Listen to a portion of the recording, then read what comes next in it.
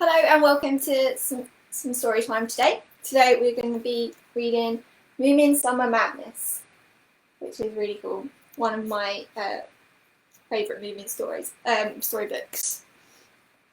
And what's really nice is it's set around this time of year, so that's really cool. So it's kind of tied in with the other one that we did as well. What's really nice about this particular book is part of the small set, came out a couple of years ago.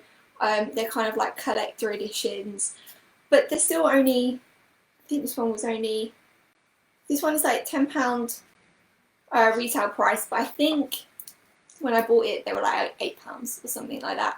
So it's quite nice. So not one that I've rescued, one that I bought, but still a very nice one to have. So because we're doing a book with some chapters, obviously we get to use the bookmark, which is really fun. So just a nice reminder. Oh, that's quite bright, isn't it? So if I just wonder if this will stop it. Oh, it does. There we go. So a nice look at the bookmark that Storytime friend Katie made for us. So thank you, Katie. It's come in very, very handy.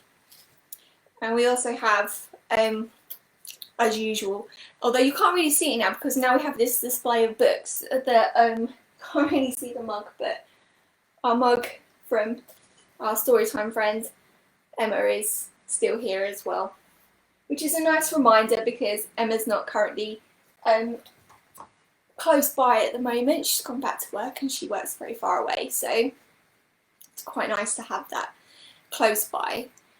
So I can see that some people in our in the chat have been to Moominland for real, and I'm very, very jealous. It looks absolutely amazing. So expect lots of questions next time I see you. But we will carry on with today's story. So as usual, love a book with a map, and this one has a very nice little fold out one, which is quite cute. If I just bring this a little bit closer for you guys to see. It's got quite a lot of few details which kind of give away the story and stuff, so we won't go into it too much detail. But it's just lovely that the illustrations obviously are all by the author, Tove Jansson, and they're just kind of dotted throughout the book, which is quite nice. And there's also on these particular copies nice big images too. And the cover is just wonderful. So we're going to be reading chapters 2, 3 and 4. Which are not too long, but they give a nice introduction into the story. And basically what's been happening in chapter 1, just so that there's a little bit of context, we'll put the bookmark down there, is that the seasons have changed, but Snufkin has not returned back to Moomin Valley yet. He goes south for the winter, but he's not returned. So Moomin Troy is not very happy. He loves Snufkin. And can't wait for him to come back every year. But there has been a volcano which has been grumbling and has caused a bit of a flood in the valley. So we're not too far around that area. Chapter 2, about diving for breakfast. At last daylight came back again. It began as a narrow strip that wriggled along the horizon before daring to climb higher in the sky. The weather was calm and pleasant, but the waves in excited confusion were washing new shores that had never met before the sea. The volcano that had started all the fuss had calmed down. It sighed wearily now and then and breathed a little ash towards the sky. At 7 sharp, the alarm clock shrilled. The Moomin family awoke at once, and everyone hurried to the window to take a look. They lifted little Mai up onto the sill, and the Mumble's daughter took a firm hold of her dress to keep her from falling. The world was changed indeed. Only a piece of the woodshed roof remained over the swirling water. A few people, probably from the forest, sat huddled on it, shuddering with cold. All the trees grew straight out of the water, and the mountain ridges around Moomin Valley were now clusters of rocky islands. "I liked it better in the old way," said Moomin Mama. She screwed up her eyes against the morning sun that came rolling out of the whole chaos, red and big like an autumn moon. "And no morning coffee," said Moomin Papa. Moomin Mama glanced towards the stairs that disappeared in troubled waters. She thought of her kitchen. Her thoughts moved on to the coffee tin on the chimney-piece, and she wondered if she had remembered to screw the lid on. She sighed. "I'll dive for it," suggested Moomin Troll, whose thoughts had moved exactly the same way. "You couldn't hold your breath for so long, dear," replied Mama anxiously. Moomin Papa gave them a strange look. "I've often thought," he said musingly, "that one ought to look at one's abode sometimes from the ceiling instead from the floor." "Do you mean?" said Moomin Troll delightedly. Moomin Papa nodded. He disappeared into his room and presently returned with an auger and narrow saw. Everybody gathered around him and watched interestedly while he worked. Moomin Papa found sawing his own floor to pieces just a little dreadful, but at the same time highly satisfying. A few minutes later, Moomin Mama, for the first time, saw her kitchen from the ceiling. Enchanted, she looked down into a dimly lit light green aquarium. She could glimpse the stove, sink, and slop pail down on the bottom, but all the chairs and the table were floating around near the ceiling. "Dear me, how funny," said Moomin Mama, and burst out laughing. She laughed so hard that she had to take the rocking chair again. It felt very refreshing to see one's kitchen like that. "A good thing I emptied the slops," she said, and dried her eyes, and forgot to bring in the firewood. "I'll dive now, Mama," said Moomin Troll. "Tell him not to, please, please," said the Snort Maiden anxiously. "Well, why should I?" replied his mother, "if he thinks it's thrilling." Moomin Troll stood quite still for a moment and took a few calm breaths. Then he plunged down into the kitchen. He swam straight to the pantry and managed to open the door. Inside, the water was white with milk and a few specks of loganberry jam thrown in. A couple of loaves of bread passed him slowly, followed by a school of macaroni. Moomin Troll snatched the butter dish, caught one of the wheaten loaves, and swerved back by the chimney-piece for the Moomin Mama's coffee tin. Then he rose to the ceiling and took a long breath. "There, I had screwed the lid on," said his mother delightedly. "This is quite a picnic. Do you think you can find the coffee pot and some cups too?" They had never had a more exciting breakfast. They picked a chair that no one had ever liked and chopped it up. Unfortunately, the sugar had melted, but Moomin Troll found a tin of treacle instead. His father spooned marmalade straight from the pot, and little Mai busied herself with the drill, boring her way through the loaf without anybody saying a word. Nice picture there.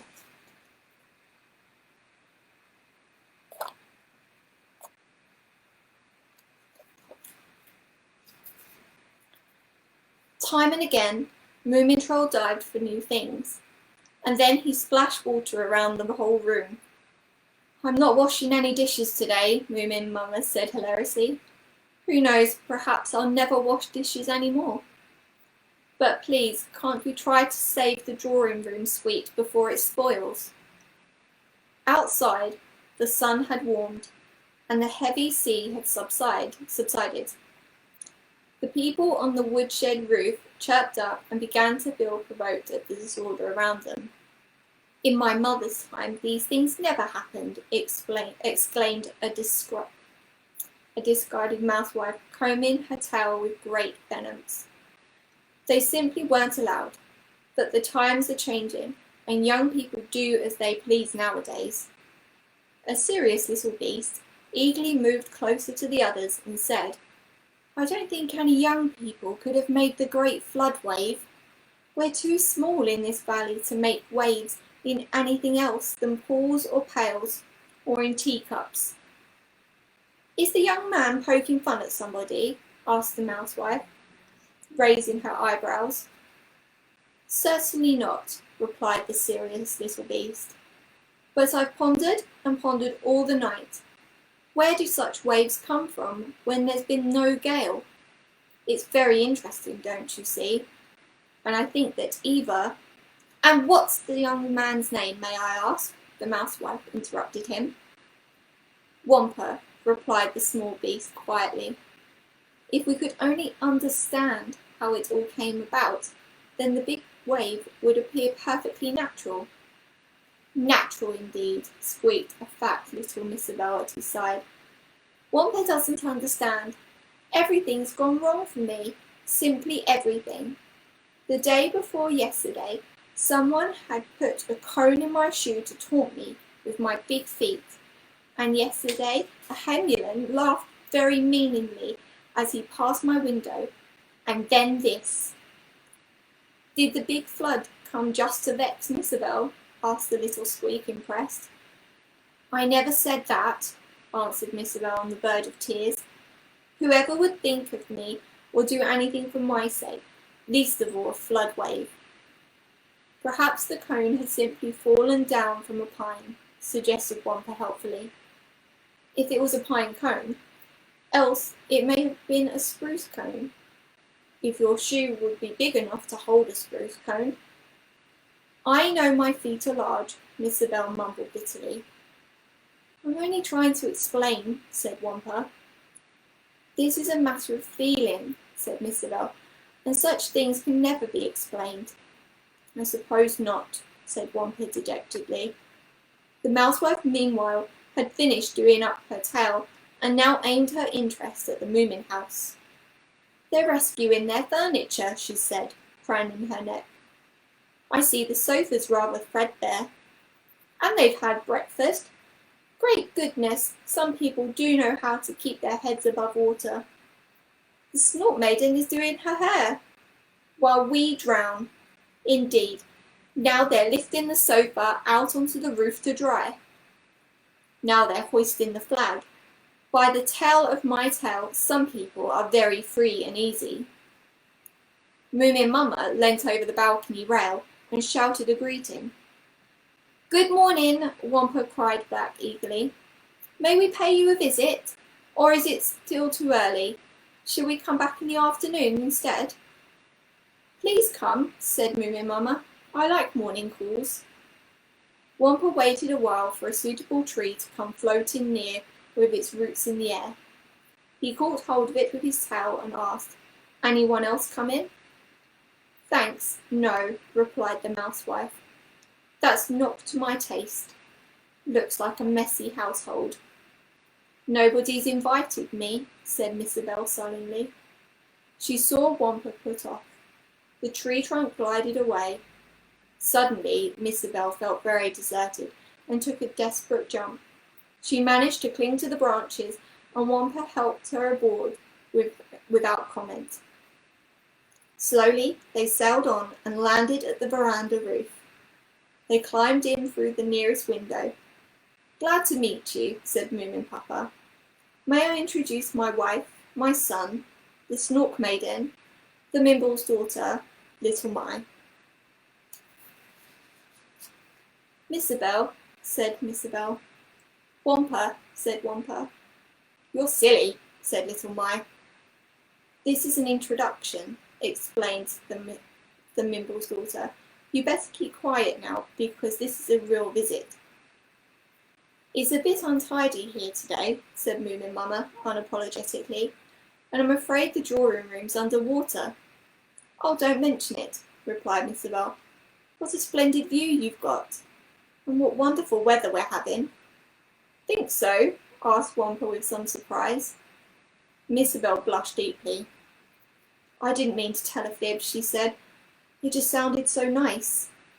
There was a pause. We're a bit crowded as it is, continued Moominsummer shyly. Still, I think it's nice for a change.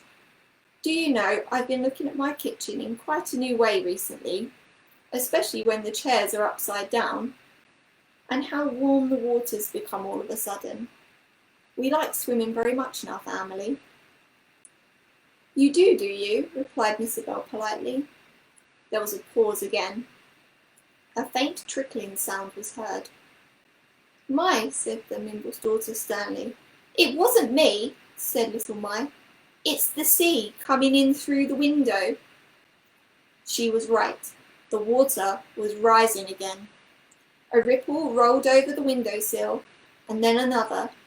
Suddenly, quite a breaker drenched the carpet, and the Mimble's daughter quickly pocketed her little sister and exclaimed, What great luck that we like swimming so much in our family. There's a little picture there.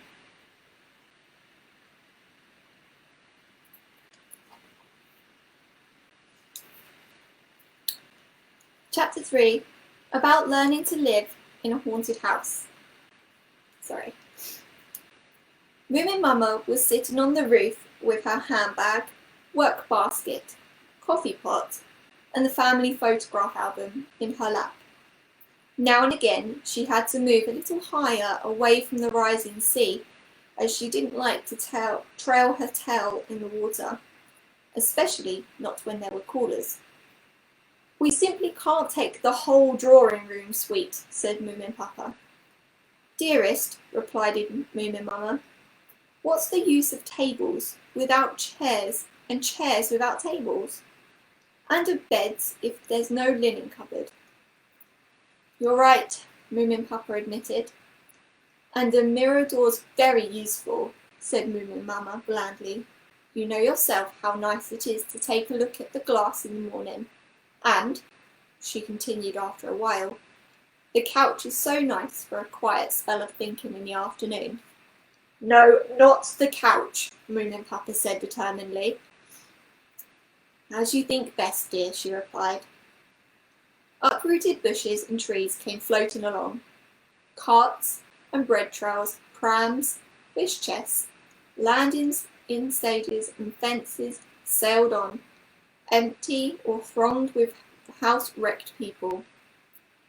They were all too small, however, as rafts for a drawing-room suite.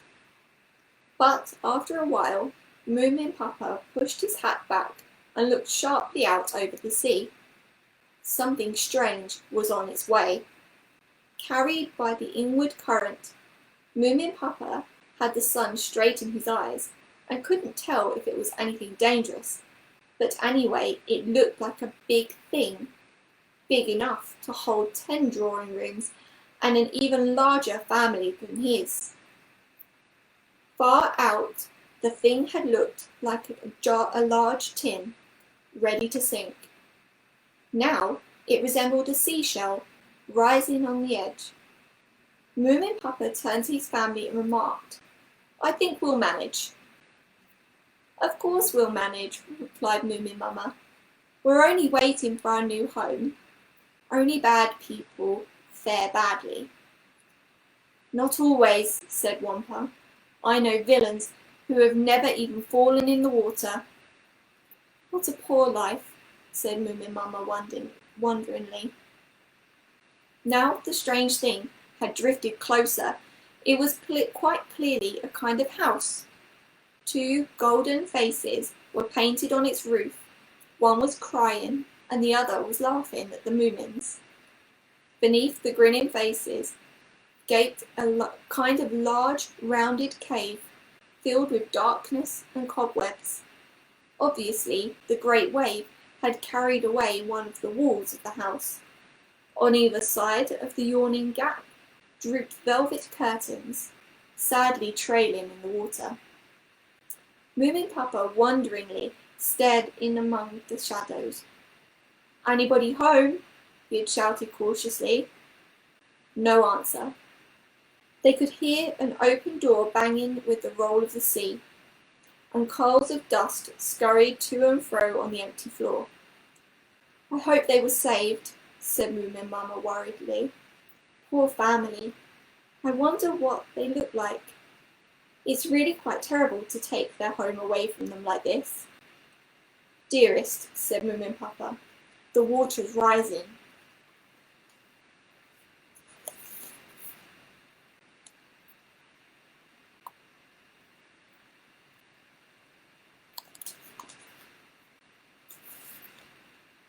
I know, answered Moomin Mama. I suppose we'd better move over then. She climbed over to their new home and looked around her. These people had been just a little untidy, she could see, but then, who isn't? They had saved a lot of old disused things. Pity that the wall had fallen out, but now in summertime it wasn't so very important. Where'll we put the drawing room table? Asked Moomin Troll. Here, in the middle of the floor, replied his mother. She felt very much more at ease when the beautiful drawing room chairs and their dark red plush and dangling tassels were assembled around her. The strange room became cosy at once, and Moomin Mama happily seated herself in the rocking chair and started to dream of curtains and blue sky wallpaper. Now there's only the flagpole left out above the water, said Moomin Papa sadly. Moomin Mama patted his paw. It was such a nice house, she replied. Far better than this one. But after a while you'll see that everything feels just as usual. Shall I rescue the flag? Asked Wampa. So there's actually here like a little asterisk after Moomin Mama says everything's going to be fine. So the author has sent us a note. Dear reader, Moomin Mama was totally wrong. Nothing was going to be quite as usual, because the house wasn't an ordinary house at all, nor had any ordinary family lived here. I won't tell you more now. Author's note. Now we continue. No, leave it, said Moomin Papa. It looks so proud. Slowly they drifted further up Moomin Valley. When they arrived at the first pass to the Lonely Mountains, they could still see the flag waving a merry farewell over the water. Moomin Mama had laid the table for supper in her new home. The table looked a little lonely in the large and unfamiliar room. The chairs, the looking-glass cabinet, and the linen cupboard kept watch around it, but beyond them lurked an expanse of darkness, silence, and dust.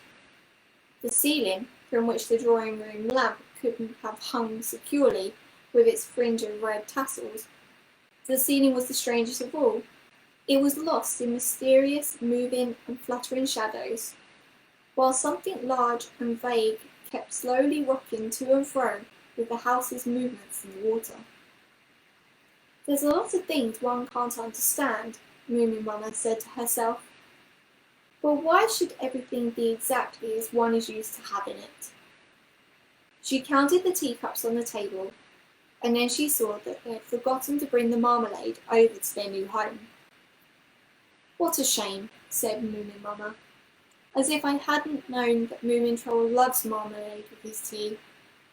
How could I forget? Perhaps those people who lived here before also forgot to take their marmalade with them, Wampa suggested helpfully. Perhaps it was difficult to pack. Or, if there was so little left in the pot, it didn't matter. Well, if one could find it, Moomin Mama replied doubtfully. I'll have a look, said Wampa. There must be a pantry somewhere. He made his way into the darkness. In the middle of the floor, a door stood alone by itself.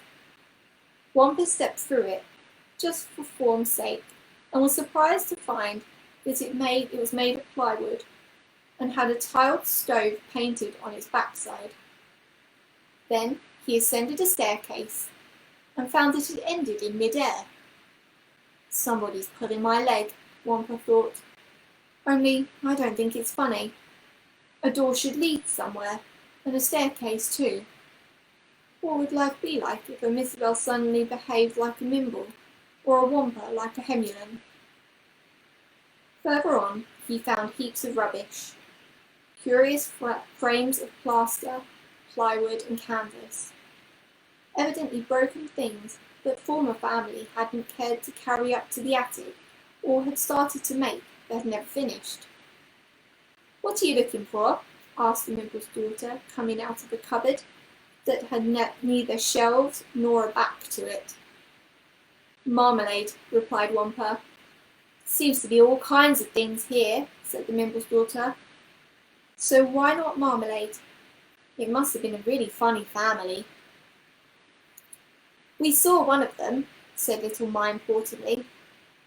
"One who didn't want to be seen himself." "Where?" asked Wampa.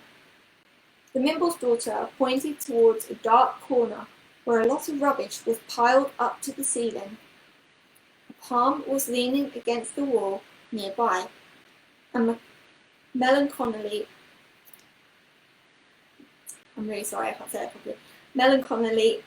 rustling its paper leaves. "A villain," whispered Little My, "only waiting to knock us all over the head."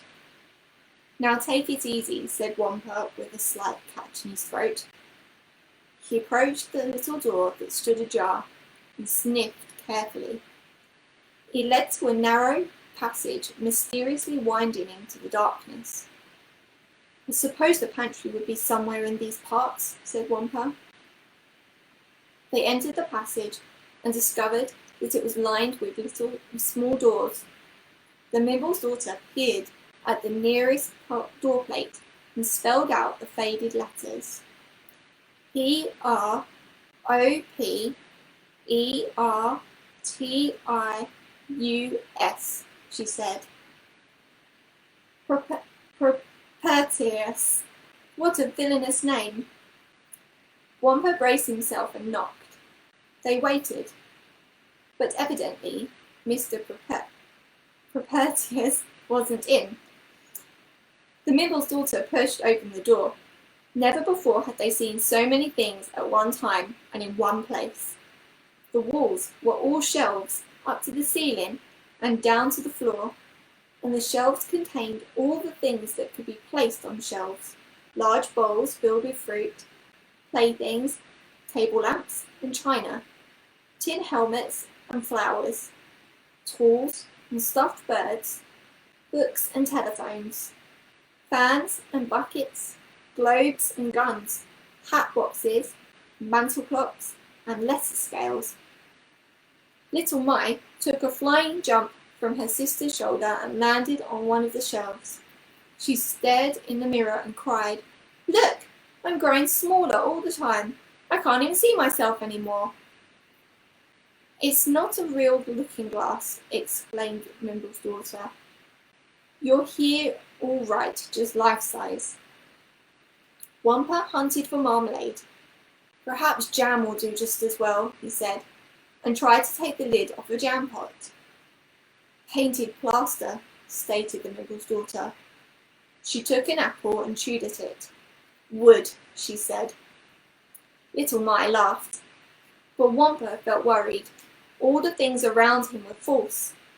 Their pretty colours were a sham, and everything he touched was made of paper or wood or plaster.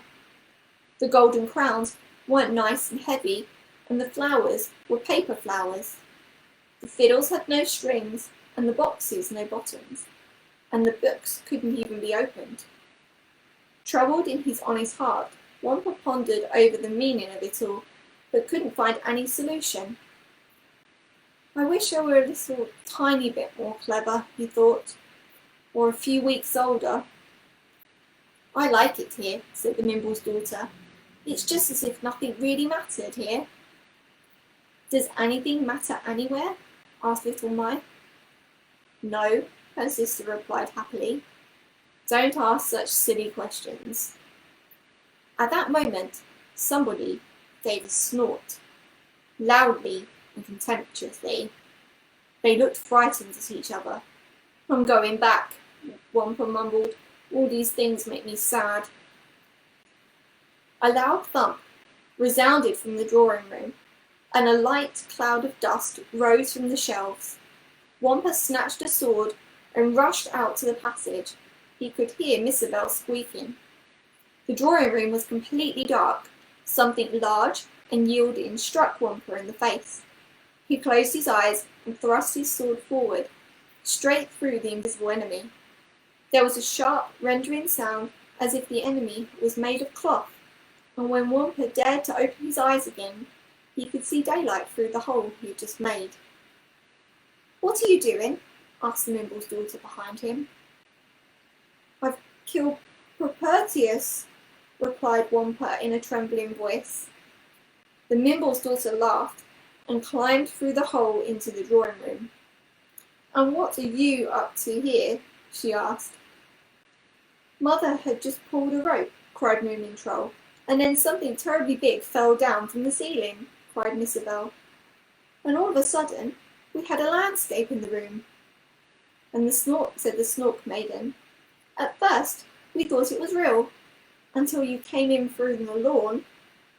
The Mimble's daughter turned for a look. Picture there.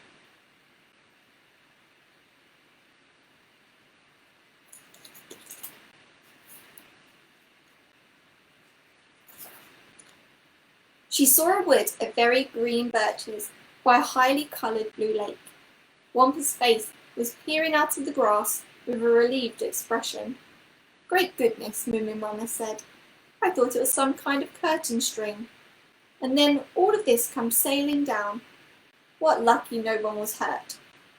Did you find the marmalade?" "No," answered Wampa. "Well, we must have some tea in any case," said Moominmummer.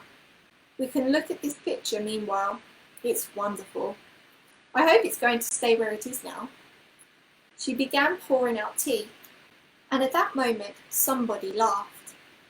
It was a spiteful laugh that sounded immensely old, and it emerged from the dark corner behind the paper palm. "What are you laughing at?" asked Moomin Papa after a long silence. The silence only lengthened. "Won't you take a cup of tea?" asked Moominmummer uncertainly. The corner remained silent. "He must be someone who has lived here before us," she said. "Why won't he step out and introduce himself?" They waited a long time, but nothing happened. Moominmummer said, "Your tea's getting cold, children," and began to share out the cheese in equal pieces. Then, while she spread the butter on the toast, a sudden shower of rain drummed on the roof. Just as suddenly a gale started to whine and whistle outside. They looked out and saw the sun sinking peacefully in a summer sea, smooth as a mirror. "Something's rotten here," remarked Wampa. He seemed rather upset. The gale heightened. They distinctly heard the sound of the surf breaking on a distant shore, and the rain evidently continued to pour down over their heads. But outside, the weather looked just as lovely as before. And then the thunder started. At first, a quiet rumbling in the distance. Then it drew closer. White lightning flashed through the drawing room, and soon peal after peal rolled over the unhappy Moomins. The sun was still setting, quietly and nicely. Then the floor began to turn around. It started off in a slow pace, but soon it went faster and faster, until the tea splashed to and fro in the cups and spilled over the rims. The drawing room behaved like a merry-go-round, and the table and chairs and all the Moomins and the mirror cabinet and the linen cupboard could do nothing but hang on. In a little while, everything stopped as suddenly as it started. Thunder, lightning, rain and wind were all gone. "What a very strange world the world is," exclaimed Moominmummer. "That wasn't real," cried Wampa. "There were no clouds, and the lightning struck thrice and nothing broke. And the rain and the wind and somebody was laughing at me the whole time, said Miss Isabel. It's all over now, said Moomin Troll. We'll have to be very careful, said his father. This is a dangerous, haunted house, and anything may happen. He looked around to him with shining eyes. Thanks for the tea, said Wampa. Translator's note. Moomin people thank each other not only for tea, but after every meal they eat together. They feel like it's polite. And we continue. He walked to the edge of the drawing room and stared out into the dark. They're all so very unlike me, he thought. They have feelings, and they see colours, and hear sounds, and whirl around. But what they feel, and see, and hear, and why they whirl, doesn't concern him in the least. The uppermost rim of the sun disk disappeared into the water, and at the same moment, the whole drawing room was splendidly lit. In astonishment, the Moomins looked up from their tea. An arch of burning lamps, red and blue, stretched above them. It framed the evening sea like a wreath of stars, beautiful and friendly looking. A similar row of lamps glowed along the floor. That's to prevent people from falling into the water, said Moomin Mama. How orderly life can be. But all these exciting and wonderful events have now made me just a little tired. I think I'll retire now. But before Moomin Mama pulled her counterpane over her snout, she remembered to say, Still, please wake me up if there's anything new that happens. Later in the evening, Miss Isabel went for a solitary stroll by the sea. She saw the moon rise and start its lonesome journey through the night. He's exactly like me, Miss Isabel thought sadly, so plump and lonely. At this thought, she felt so forsaken and mild that she had a little cry. What are you crying for? Asked Wampa nearby. I don't know, but it feels nice, replied Miss Isabel. But people cry when they feel sorry, don't they? Objected Wampa. Well, yes, but also about the moon, Miss Isabel replied vaguely and blew her nose. About the moon and the night, and all the sadness there is. Oh yes, said Wampa. Chapter 4. The Vanity and the Dangers of Sleeping in Trees. A few days passed. The Moomins were beginning to get used to their strange home. Every evening, exactly at sundown, the beautiful lamps were lighted. Moomin Papa found out that the red velvet curtains could be pulled to against the rain, and that there was a small pantry under the floor. It had a round little roof and was quite cool, and there was water around it, on 3 sides, but the nicest discovery was that the ceiling was filled with pictures, still more beautiful than the one with the birches. You could pull them down and back up again, just as you liked. There was one picture of a veranda with a fretwork railing, and became his favourite, because it reminded them of Moomin Valley. The whole family would have felt completely happy had it not been for the strange laugh which sometimes cut them short when they talked to each other. At other times, they were just contemptuous snorts. Somebody was snorting at them, but never showed himself.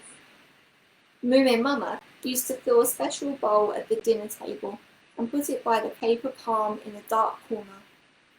And the following day, the bowl was always carefully emptied. It's someone who is very shy, she said. It's someone who is waiting, said the Mimble's daughter. One morning, Miss Isabel and Mimble's daughter and the Snort Maiden were combing their hair. Miss Isabel ought to change her hairdo, remarked Mimble's daughter. The parting in the middle doesn't suit her. But no fringe for her. said the Snort Maiden, and ruffled up her soft hair between the ears. She gave her tail tuft and light brushing, and turned her head to see if the fluff was tidy down her back. "Does it feel nice to be fluffy all over?" asked the Nimble's daughter. "Very," said Snort Maiden, replying with satisfaction. "Miss Isabel, are you fluffy?" Miss Isabel didn't answer. "Miss Isabel ought to be fluffy," said the Nimble's daughter, and began to tie her hair in a knot. "Or curl all over," said the Snort Maiden. All of a sudden, Miss Isabel stamped her feet. "You and your old fluff," she cried out, bursting into tears. "You know everything, don't you? And the Snort Maiden doesn't even got a frock on. I'd never show myself if I wasn't properly dressed. I'd never sooner be dead than have no frock on." Miss Isabel hurried off into the drawing room and into the passage. She stumbled, sobbing through the dark, and then she stopped short and felt very much afraid. She had remembered the strange laugh. Miss Isabel stopped crying and anxiously began to feel her way back again. She fumbled and fumbled for the drawing room door, and the longer she fumbled, the more afraid she felt. Finally, she found the door and pulled it open. It wasn't the drawing room at all. It was quite another room, a dimly lit room containing a long row of heads, cut-off heads on long and narrow necks with an unusual lot of hair. They were all looking towards the wall. "If they'd looked at me," Miss Isabel thought confusedly. "Imagine if they had looked at me." She was so scared at first she didn't dare to move a step. She could only stare, bewitched, at the golden curls, and the black curls, and the red curls. Meanwhile, the Snort Maiden was feeling rather sorry in the drawing room. "Never mind, Miss Isabel," said the Nimble's daughter. "Anything makes her fly off the handle." "But she was right," the Snort Maiden mumbled, with a glance down to her stomach. "I ought to have a frock." "Of course not," said the Nimble's daughter. "Don't be silly." "But you have one," protested the Snort Maiden. "Well, that's me," said the Nimble's daughter carelessly. "Wampa should the Snort Maiden put on a frock?" "If she's cold," replied Wampa. No, just anyway," explained the Snort Maiden. "Or if it rains," said Wampa. "But then it's more sensible to put on a raincoat." The Snort Maiden shook her head. For a while she hesitated. Then she said, "I'll go and have this matter out with Miss Isabel." She went for a flashlight and stepped into the small passage. It was empty. "Miss Isabel?" cried Snort Maiden in a hushed voice. As a matter of fact, I like your parting in the middle." But no, Miss Isabel answered her. Then the Snort Maiden caught sight of a streak of light at one of the doors, and pattered up to it to look through the crack. In the room beyond the door, Miss Isabel was sitting all alone. She had entirely new hair. Long, yellow, corkscrew curls framed her worried face. The little Miss Isabel stared at her reflection in the glass and sighed. She reached for another beautiful mop of hair, a red and wild one, and pulled down the fringe to her eyes. She didn't make matters better. Finally, with trembling paws, she seized the set of curls that had laid aside because she loved them the most. They were magnificently jet black, with little dashes of gold glittering like tears. Breathlessly, Miss Isabel fitted this splendid hair over her own. For a long minute, she looked at herself in the mirror. Then she lifted off the hair very slowly and sat down staring at the floor. The Snort Maiden slipped back without disturbing her. She realised that Miss Isabel wanted to be alone, but the Snort Maiden didn't return to the others. She went instead a bit further along the passage, sniffing the air. She had noticed an enticing and very interesting scent, a scent of the face powder. The small round spot from her flashlight wandered along the walls and finally caught the magic word costumes on a door. Dresses, whispered the Snort Maiden to herself. Frocks. She turned the door handle and stepped in. Oh, how wonderful, she panted. Oh, how beautiful. Robes, dresses, frocks, they all hung in endless rows, in their hundreds, on one beside the other, all round the room. Shimmering brocade, fluffy clouds of tulle and swansdown. Flowery silk, night black velvet, with sequins of all colours flashing like tiny beacons. The Snort Maiden drew closer. Overwhelmed, she touched one of the dresses. She seized an armful of them and pressed them to her snout. To her heart, the frocks rustled and swished. They smelled of dust and of old perfume. They buried her in rich softness. Suddenly, the Snort Maiden realised them all and stood on her head for a few minutes. To calm myself, she whispered, I'll have to calm down a bit, or else I'll burst with happiness. There's just too many of them. A little before dinner, Miss Isabel was back again in the drawing room and sat grieving alone by herself in the corner. Hello, said the Snort Maiden, and sat down beside her. Miss Isabel gave her a glance without replying. I've been looking for a dress, said the Snort Maiden. I found several hundred. I was so happy. Miss Isabel made a sound that could have meant anything. Perhaps 1,000, continued the Snort Maiden. And I looked and tried on one after the other, and felt sadder and sadder. Did you? Miss Isabel exclaimed. Yes. What do you think? Said the Snort Maiden. There were far too many, don't you see? I couldn't have ever had them all, or even chose the prettiest. They nearly made me afraid. If only there had been 2 instead. That would have been much easier, replied Miss Isabel, a little more cheerfully. So in the end I just ran away from them all, finished the Snort Maiden. They sat in silence for a while and watched Moominsummer lay the table. Just think, said the Snort Maiden. Just think what sort of a family lived here before us. 1,000 frocks, a floor that goes round sometimes, pictures hanging from the ceiling, all of their belongings on shelves in Mr. Propertius's room, paper doors and a special rain. What can they have looked like? Miss Isabel thought of the beautiful curls and sighed. But behind Miss Isabel and Snort Maiden, behind the dusty rubbish of the paper palm, gleamed a pair of observant and sharp little eyes. The eyes looked at them with some disdain, and then wandered over to the drawing room suite to rested last upon Moominsummer, who was now bringing in a large dish of porridge. The eyes blackened still more, and the snout between them wrinkled with a noiseless snort. Dinner, please, everyone, cried Moominsummer. She filled a plate with porridge and set it on the floor by the palm. The Moomins came running and sat down to dinner. Mother, began Moomintroll, and reached for the sugar. Don't you think? And then he stopped short and dropped the sugar bowl with a thump, looking at the back of the table. Look, he whispered. Look. They all turned around. A shadow detached itself from the dark corner. A grey and wrinkly shape came shuffling out, blinked in the sun and shook its whiskers and gave the company a hostile look.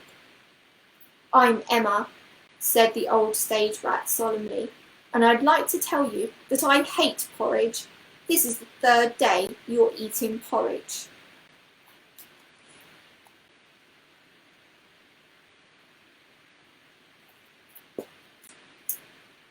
We're having gruel tomorrow, Moominsummer replied shyly. I loathe gruel, answered Emma. Won't Emma take a chair, please? Said Moominpapa. We thought this house was deserted. That's why we... House, indeed! Emma interrupted with a snort. This is no house. She limped up to the table, but didn't sit down. Is she angry at me? Whispered Miss Isabel. What have you done? Asked the mumble's daughter. Nothing, Miss Isabel mumbled into her plate. I just feel that if I had done something, I always feel as if someone were angry with me. If I were the wonderfulest Miss Bell in the world, everything would be different. Well, but as you aren't, replied the mumble's daughter and continued with her meal. Was Emma's family saved? Asked Moominsummer sympathetically. Emma didn't answer. She was looking at the cheese. She reached for the cheese and put it in her pocket. Her gaze roved on and fastened on a small piece of pancake. That's ours, cried little Mai, and landed on the pancake with a flying jump. That wasn't very nice manners, said Mumble's daughter reproachfully. She lifted her little sister aside and brushed some dust off the pancake and hid it under the tablecloth. Wampa dear, Moominsummer hastened to say, run along and look to see if there's something nice for Emma in the pantry. Wampa hurried off. Pantry? Exclaimed Emma. The pantry indeed. You seem to believe that the prompter's box is a pantry, and the stage a drawing room, and the props for pictures, and the curtains just curtains, and the property is a person. She had become quite red in the face, and her snout was wrinkled up to her forehead. Really, thank goodness, she cried. Thank goodness that my beloved husband, stage manager Philidrunk, may he rest in peace, can't see you all. You don't know a thing about the theatre, that's clear. Less than nothing, not even the shadow of a thing. There was a herring, but it's gone rather old now, said Wampa, returning. Emma fiercely struck the fish from his hand and shuffled stiffly back to her corner. For a long time she kept rattling a number of things and finally pulled out a large broom and began to sweep the floor. What's a theatre? Moominsummer whispered uneasily. I don't know, replied Moominsummer. Looks as if we ought to know it. In the evening a strong scent of rowan tree flowers crept into the drawing room. Birds came fluttering in to hunt for spiders in the ceiling, and little Mai met a big and dangerous ant on the rug. They had landed in the forest without anyone noticing. The general excitement was great. All forgot to be afraid of Emma, and gathering, talking and gestating by the water. They tied up the house to a big rowan tree. Moominsummer fastened the rope to his walking stick and pushed the stick through the pantry roof. Don't you damage the prompter's box, Emma shouted at him. Is this a theatre or a landing stage? I suppose it's a theatre if Emma says so, Moominsummer replied humbly, but none of us quite know what that means. Emma stared at him without replying. She shook her head, shrugged her shoulders, gave a strong snort and continued to sweep the floor. Moominsummer was looking up to the tree, up into the top of the large tree. Swarms of bumblebees were humming around the white flowers. The trunk was nicely curved, forming a kind of rounded fork. It was just right for sleeping in if it was small enough. I'll sleep in this tree tonight, said Moomintroll suddenly. Me too, said the Snork Maiden at once. And me, shouted little Mai. We're sleeping at home, said the Mimble's daughter. There might be ants in the tree. If they bite you, you'll swell up bigger than any orange. But I want to grow up. I want to grow up, I want to grow up, cried little Mai. You better be good now, said her sister, or else the growth will take you. Moomintroll was still looking up at the green ceiling of leaves. It was a little like home in Moomin Valley. He began whistling to himself while he planned the rope ladder he intended to make. Emma came running. Stop whistling at once, she cried. Why? Asked Moomintroll. If you whistle on stage, something terrible will happen, Emma replied. She then limped off into the shadows, mumbling and shaking her broom. The Moomins looked after her a little uneasy, but then they forgot about all of it. At bedtime, Moomin Troll began hoisting up the duvets onto the tree. Moomin Mama was packing a small breakfast basket for Moomin Troll and Snort Maiden. It would be fun to have it when they woke the next morning. Missabel looked on. How nice it would be to be able to sleep in a tree, she said. Why don't you if you think you'd like it? Moomin Mama asked. Nobody's asked me to, Missabel said sullenly. Dear me, take your pillow and climb up to the others, Missabel dear, said Moomin Mama. No thanks, it's no fun now, replied Missabel and went away. She sat down in the corner and cried. Why is it always like this, she thought. Why does everything become so sad and difficult? Moomin Mama lay awake for a long time that night. She listened to the water lapping beneath the floor and felt a bit uneasy. She could hear Emma shuffling along the walls, muttering to herself. Unknown animals were shrieking in the forest. Moomin Papa, she whispered. Replied Moomin Papa. Feel a bit anxious about something. Don't bother, everything's all right, mumbled Moomin Papa and slept on. Moomin Mama lay looking out into the forest for a little while, but little by little she drowsed off and night fell over the drawing room. An hour passed. Then a grey shadow crept over the floor and stopped at the pantry. It was Emma. Mustering all her aged strength and anger, she managed to pull Moomin Papa's stick out from the hole of the pantry roof. She threw the stick and rope far into the water. Spoiling the prompter's box, she muttered to herself, emptied a large bowl of sugar from the supper table into her pocket, and returned to the corner. Freed from its moorings, the house started off with the current. For a while, the twinkling arch of the red and blue lamps glittered amongst the trees. Then it disappeared, and only the greyish moonlight lighted the forest.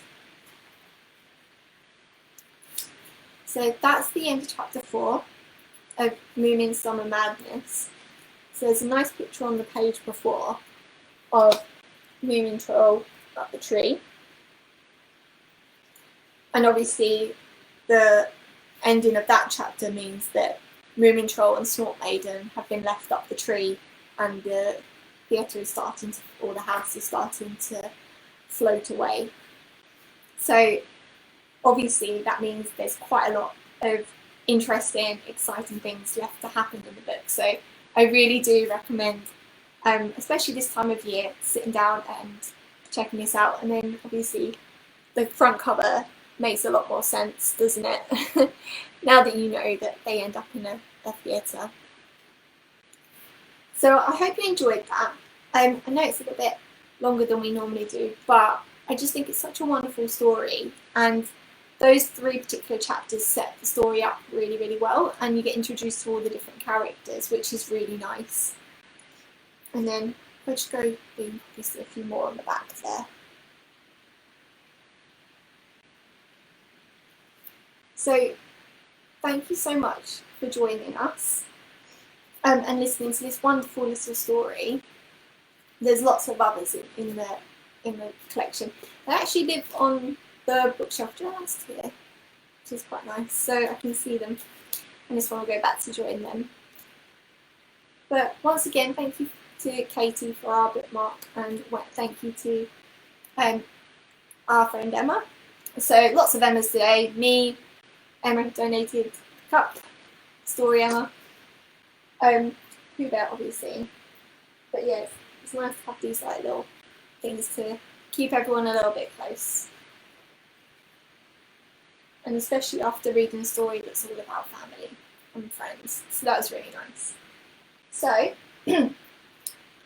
thank you for listening to Storytime. I hope you had a nice time in this not very nice weather today, just curling up and listening to a good book. So, From me and from Pooh Bear, we hope you have a lovely day, and thank you for listening. Bye. Say bye, Pooh Bear. Bye. Bye.